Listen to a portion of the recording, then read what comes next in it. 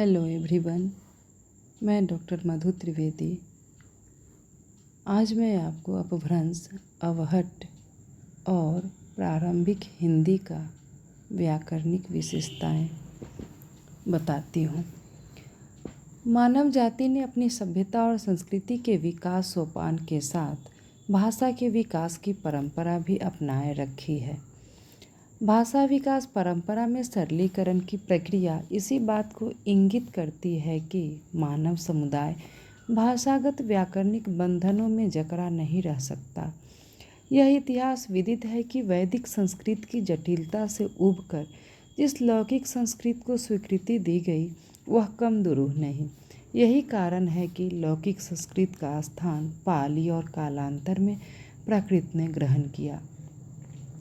इस प्रकार प्राकृत जनमानस के अभिव्यक्ति का साधन और माध्यम बनकर प्रेषित हुई, लेकिन शास्त्र प्रणयन की अनुशासनबद्धता ने इसे भी रूप परिवर्तन के लिए बाधित किया।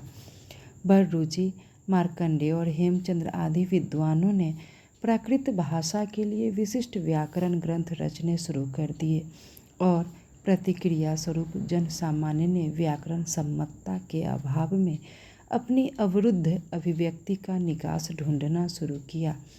यही प्रयास भाषा के रूप परिवर्तन का हेतु बना, जिसमें यत्र तत्र विकृति का आ जाना स्वाभाविक था। इसी विकृत भाषा को अपभ्रंश नाम से अभिहित किया जाता रहा है, जो समस्त नव्य भारतीय आर्य भाषा के विकास की पूर्व पीठिका है। अपभ्रंश का शाब्दिक अर्थ है च्युत, विकृत, अस्खलित, भ्रष्ट, अशुद्ध, पतित, असंस्कृत। इस प्रकार भाषा के सामान्य मानदंड से दिशा भ्रमित भाषा रूप को अपभ्रंश कहा गया। अपभ्रंश शब्द ईसा के 2 सदी पूर्व अपाणिनीय शब्दों के लिए व्यवहृत होता था, किंतु 6ठी शताब्दी में वह साहित्यिक भाषा का वाचक बन गया। काव्यालंकार में आचार्य भामह की उक्ति यह चरितार्थ करती है कि 6ठी शताब्दी में इसका प्रयोग काव्य विशेष के लिए भी प्रयुक्त होता था। शब्दार्थो सहितो काव्यम गद्यम पद्यम च तद विद्या संस्कृतम प्राकृतम चान्यद अपभ्रंश इति विधा। इस प्रकार दंडीकृत काव्यादर्श 7वीं शताब्दी, रुद्रकृत काव्यालंकार 8वीं शताब्दी आदि ग्रंथों ने इसके साहित्यिक रूप की घोषणा की है।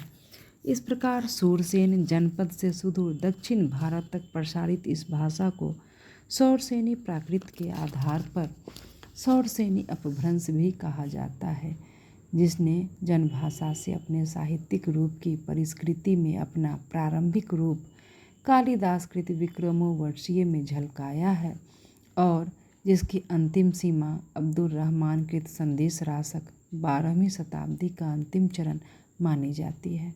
रासक में अपभ्रंश का देशज एवं परिनिष्ठ दोनों ही रूप दर्शनीय है। इस प्रकार अपभ्रंश अपने भाषाई प्रयोग, स्थान और काल वैशिष्ट में जिन भेदों में विभाजित हुआ, उनमें पश्चिमी अपभ्रंश, दक्षिणी अपभ्रंश एवं पूर्वी अपभ्रंश की प्रमुखता है। वास्तव में यह भेद विभाजन रचनाओं की भाषा एकरूपता के कारण निराधार माना जाता है।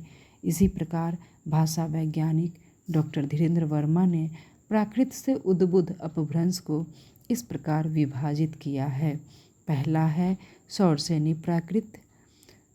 अपभ्रंश में सौरसेनी अपभ्रंश, मागधी प्राकृत, मागधी अपभ्रंश, अर्धमागधी प्राकृत, अर्धमागधी अपभ्रंश, महाराष्ट्रीय प्राकृत, महाराष्ट्रीय अपभ्रंश, पैशाची प्राकृत, पैशाची अपभ्रंश। यद्यपि प्राकृताधारित भेदों में भाषाविदों ने निम्नोक्त अपभ्रंश भेद को मान्यता दी है। नागर अपभ्रंश, जिसका क्षेत्र गुजरात है, वाचर अपभ्रंश, जिसका क्षेत्र सिंध है, उपनागर अपभ्रंश, जिसका क्षेत्र पश्चिमी राजस्थान है। यद्यपि अपभ्रंश प्रयोग का विस्तार उत्तर से सुदूर दक्षिण तक इतना प्रसारित हो चुका था कि इसके बोली रूप की भिन्नता पाना एक अकल्पनीय बात थी। दूसरे, इसके भाषा रूप में इतनी एकरूपता आ चुकी थी कि इसे भेद विभाजन से समझना अवैज्ञानिक दृष्टि का सूचक है। साहित्य रचना में भाषागत एकरूपता का कारण नागर अपभ्रंश की मान्यता ही थी।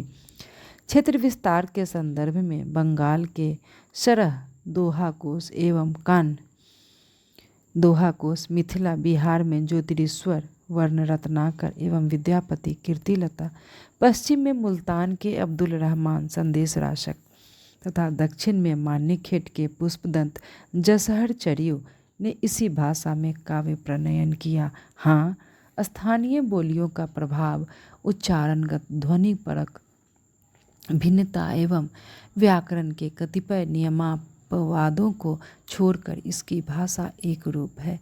इस प्रकार यह एक निश्चित तथ्य है कि शौरसेनी अपभ्रंश ही वह बीज है जिसके प्रस्फुटन से साहित्य रचना का प्रवाह 6वीं-7वीं शताब्दी से 12वीं-13वीं शताब्दी तक अबाधित चलता रहा। जहाँ तक अपभ्रंशकालीन भाषा का प्रश्न है, इसने विस्तृत संस्कृत व्याकरणिक नियमों की संक्षिप्तता ग्रहण की और भाषा को सरलीकृत किया। विभिन्न चिन्हों की अनुपयोगिता, प्रसर्गों की बहुलता, क्रियापदों में तिदंत की जगह कृदंत की मान्यता, वाक्य विन्यास में शब्दों की क्रमिकता आदि परिवर्तनशीलता अपभ्रंश भाषा की अपनी विशेषता है। किशोरीदास वाजपेयी इसे न भाषा कहते हैं, जबकि अन्य भाषाविद इसे उकार बहुला भाषा कहते हैं। आगे अपभ्रंश की विशेषताओं पर प्रकाश डाला जा रहा है। अपभ्रंश की विशेषताओं में ध्वन्यात्मक विशेषताएं हैं। अपभ्रंश की ध्वनियाँ मूलतः प्राकृत कालों की ध्वनियों का अनुसरण करती हैं।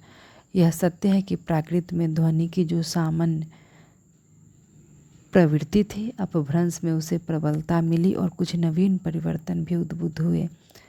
पहला है अंत्य स्वर का ह्रस्वीकरण। अपभ्रंश ध्वनि परिवर्तन की प्रमुख प्रवृत्ति है। प्रथमा एवं द्वितीय विभक्तियों में संस्कृत ओ का ऊ हो जाना इसी प्रवृत्ति का परिणाम है। यथा प्रभु जो प्रभु बन गया, देवो जो देवु बन गया। दूसरा है आदि एवं अनादि स्पर्श व्यंजनों का महाप्राण हो जाना अपभ्रंश की निजी विशेषता है। तीसरा है अपभ्रंश में ड़ी के स्थान पर अ, ई, उ, अह, आ, ए, ड़ी अथवा ड़ी का प्रयोग मिलता है। जैसे ड़ी का अ कृष्ण, कन्ह, तृण, तन। ड़ी का ई मृग, मिग, तृण, तिन। ड़ी का उ मृत, मुअ, मुय्य। ड़ी का ए गृह, गेह। ड़ी का री ऋषि, ऋषि, ऋण, ऋण आदि। चौथा है अपभ्रंश में आदि य का ज हो जाता है। जैसे दियते, दिज्जय, क्रियते, किज्जय एवं म के सुरक्षित रहने पर भी म का व में परिवर्तन का पाया जाना इसका विशिष्ट लक्षण है। जैसे सामल, सांवला, ग्राम, गांव इत्यादि। पांचवा है अपभ्रंश में श और श ध्वनि विलुप्त है। उसमें व्यंजनों में केवल स का अवशिष्ट रहना इसका वैशिष्ट्य है। छठा है अपभ्रंश में शब्द के मध्य में आने वाली क, ख, त, थ, प और फ ध्वनियाँ क्रमशः ग, घ, द, ध, ब और भ में बदल जाती है। जैसे आकर, आगर, सुख, शुद्ध, सपथ, सबध। उसी प्रकार अपभ्रंश में ख, घ, थ, ध, फ, भ आदि व्यंजनों का महाप्राणीकरण भी हो जाता है और ये ह में बदल जाते हैं। जैसे शाखा, साहा, अधर, अहर। अपभ्रंश में अनुनासिक ध्वनियाँ अंग एवं ज नहीं होता है। इसमें न के प्रयोग में भी प्रायः ण से काम लिया जाता है। 8वां है अपभ्रंश में ख, क, च, छ, ज, झ, ट, ठ, ड, थ, त, द, प, फ, ब, भ, न, म, ल आदि संयुक्त ध्वनियों का विस्तृत प्रयोग होता है, जैसे पक, भिक्खा, सुअंध, तित्थु, गिज्ज, वरम्मी आदि।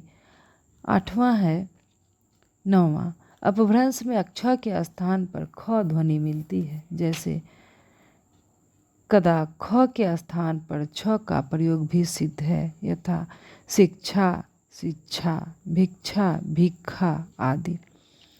10वां अपभ्रंश भाषा में दो व्यंजनों के मध्य स्वरागम की प्रवृत्ति भी मिलती है, जैसे वर्ष, बरिस, क्लेश, किलेश, श्मशान, शमशान।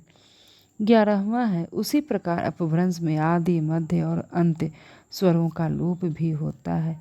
यह लोप खासकर तब होता है जब आदि स्वर पर उच्चारण की अधिक बल नहीं पड़ता, आदि स्वर पर उच्चारण का अधिक बल नहीं पड़ता, जैसे अरण्य, रण्य, स्कंध, खंड आदि। 12वां अपभ्रंश में संयोजन की प्रवृत्ति आगामी एवं अनुगामी बहुलता में पाई जाती है। आगामी संयोजन में अंतिम संयुक्ताक्षर में उसी वर्ग का परिवर्तन हो जाता है, लेकिन अनुगामी में अनुनासिक ध्वनियाँ सामान्य व्यंजन के द्वित्व में परिणत होती है, जैसे रक्त, रक्त आगामी संयोजन, खग, खग आगामी संयोजन और अग्नि, अग्गी अनुगामी संयोजन।